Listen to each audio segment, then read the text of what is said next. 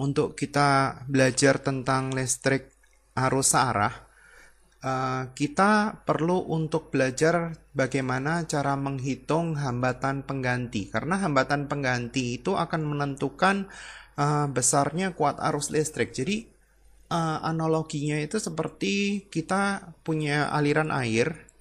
Gampangnya itu seperti ini. Nih katakanlah ada aliran air dalam pipa.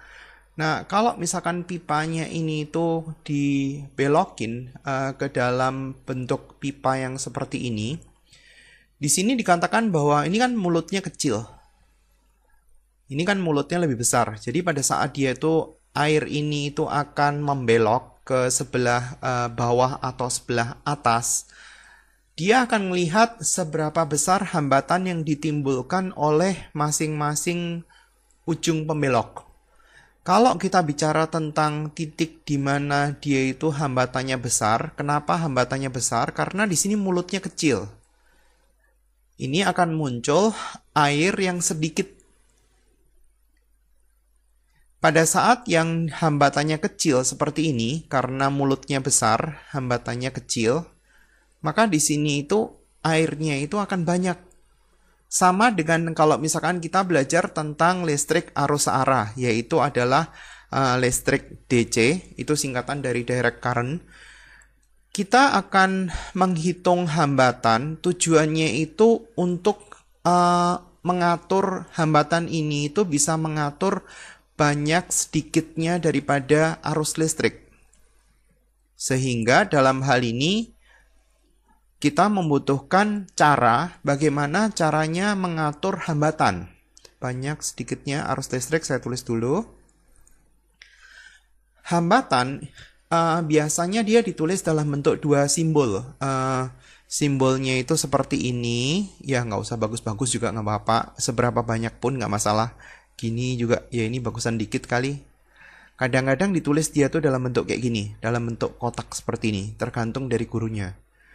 Ini adalah hambatan yang sama. Ini adalah simbol daripada hambatan. Hambatan itu kalau di dalam kita belajar tentang arus listrik, simbolnya itu adalah R dan satuannya itu ohm. Ini simbolnya itu notasi maksudnya. Notasinya itu adalah R, satuan daripada hambatan listrik itu adalah ohm. Kadang ada bentuk hambatan yang lain. Bentuknya itu kayak seperti gini. Ini kalau misalkan kita gambar, nah ini hambatan juga. Kalau misalkan kita gambar dalam bentuk kotak, maka dia bentuknya itu kayak seperti ini. Nah ini adalah namanya itu hambatan variabel. Hambatan yang dia tuh nilainya bisa berubah-ubah. Contohnya kayak seperti apa? Mungkin kalau misalkan kita punya lampu tertentu, lampu belajar tertentu yang dia itu ada putarannya. Ini kan di sini kan biasanya ada tertulis angka 0, ini tertulis angka maksimal. Nah, kalau misalkan di sini kita bisa putar-putar sehingga dia itu lampunya itu bisa redup dan bisa terang sekali. Nah, ini itu adalah contoh benda daripada hambatan variabel. Jadi hambatannya berubah-ubah sehingga di sini kita bisa ngatur terang atau gelapnya daripada lampu belajar itu. Contoh yang lain mungkin di volume kalau misalkan kita punya tape atau DVD player yang dia itu manual, nah kan kadang-kadang kan kita bisa kita atur ininya. Kalau sekarang kan kebanyakan kan digital. Dua jenis hambatan itu hubungannya itu adalah yang pertama seri, yang satunya itu adalah paralel. Kalau paralel itu bentuknya seperti ini. Seri, perbedaannya antara seri sama paralel adalah kalau seri itu arus listriknya itu nggak bercabang. Jadi kalau misalkan di sini itu muncul arus listrik nilainya tertentu, ini itu kan terus, sama sekali nggak ada percabangan. Nah, sementara kalau paralel itu dia ada percabangan. Kalau di sini ada arus listrik tertentu, atau bayangin seperti air, atau ada elektron-elektron yang bergerak, ini kan nyabang, satu ke atas, satu ke bawah. Nyabangnya itu, arus listriknya itu bisa dapat berapa banyak tergantung daripada hambatannya. Kalau hambatannya besar berarti arusnya kecil. Kalau hambatannya kecil berarti arusnya besar. Karena hambatan dan arus listrik itu berbanding terbalik. Kalau dia arusnya sama semua, dinamakan bahwa hubungannya itu seri. Nah, seperti ini.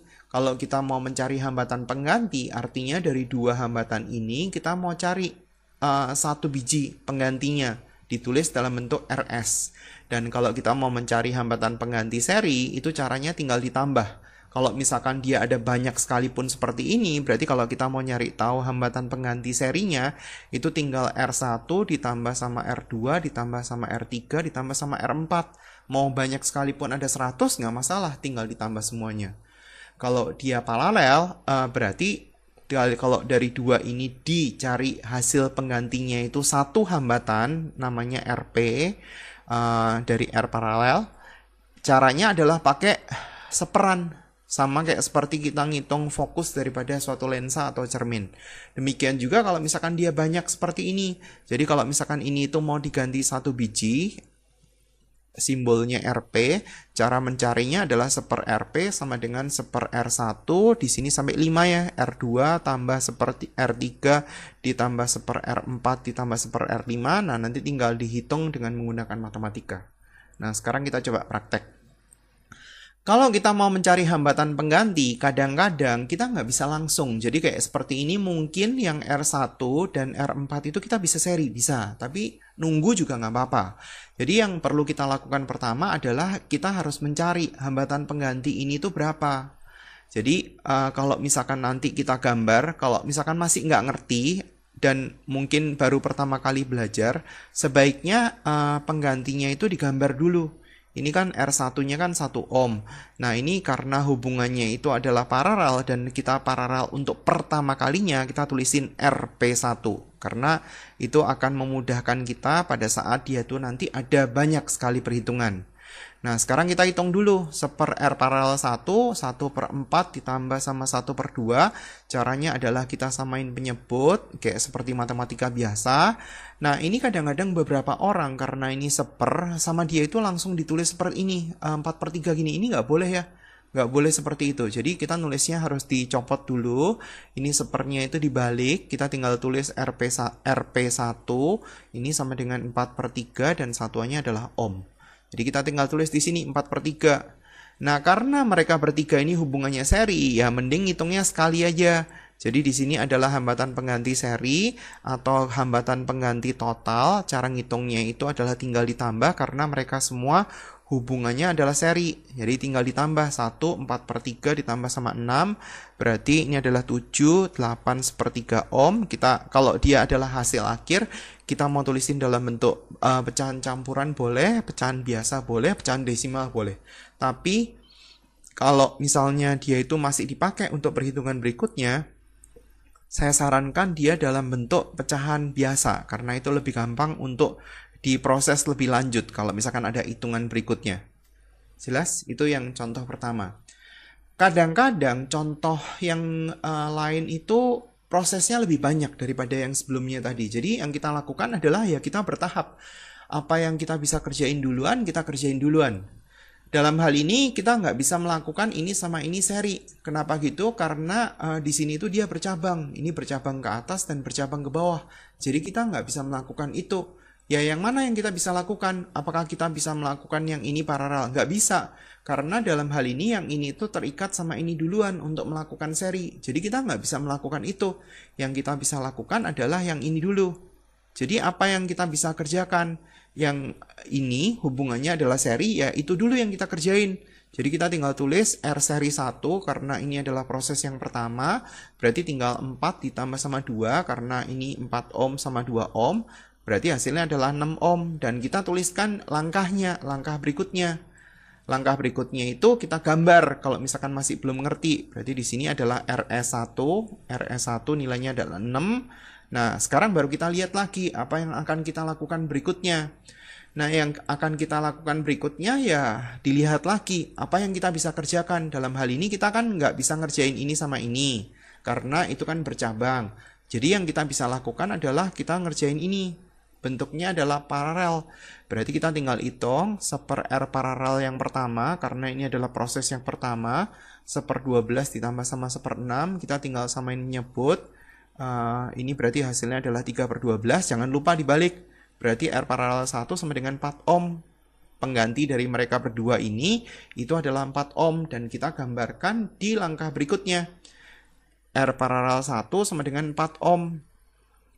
Nah, kemudian baru kita ngelihat ini bukan 4 ohm ya. 4 ohmnya itu yang di sebelah sini. R paralel 1 itu adalah 4 ohm. Ini dari kerjaan yang sebelumnya ya. Kerjaan yang sebelumnya itu yang dari sini. 1 sama 4. Itu adalah R seri 1, 6 ohm. Nah, kita sudah sampai langkah di yang ini. Nah, langkah berikutnya apa? Ya, tinggal lihat apa yang kita bisa kerjakan. Kita nggak bisa mengerjakan ini, karena itu hubungannya adalah bukan paralel.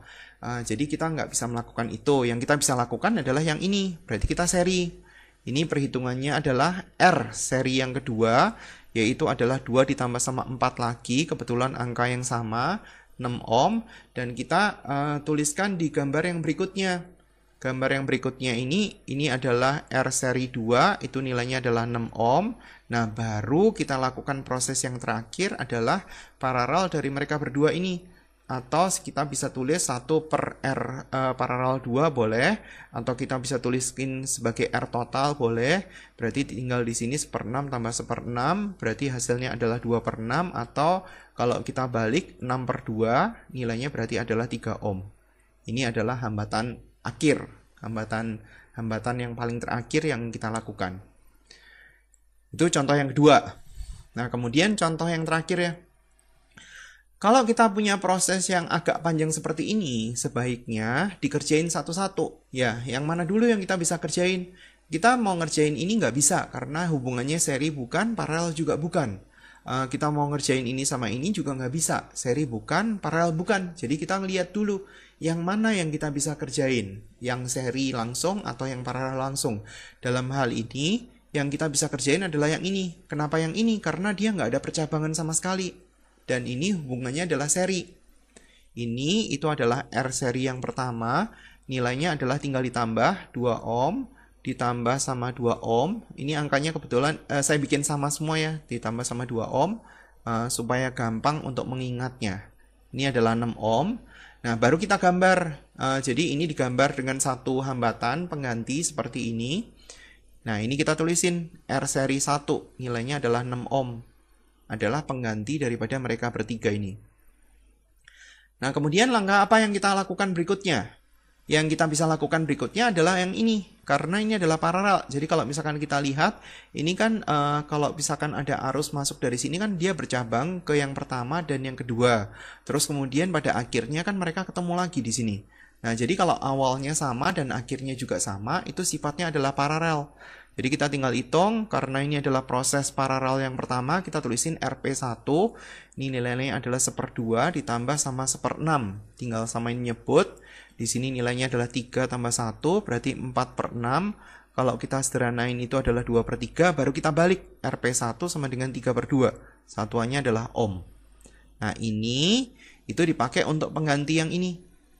Kita tuliskan di langkah yang berikutnya. Nilainya adalah 3/2. Berarti di sini kita tahu R paralel 1 itu sama dengan 3/2 ohm.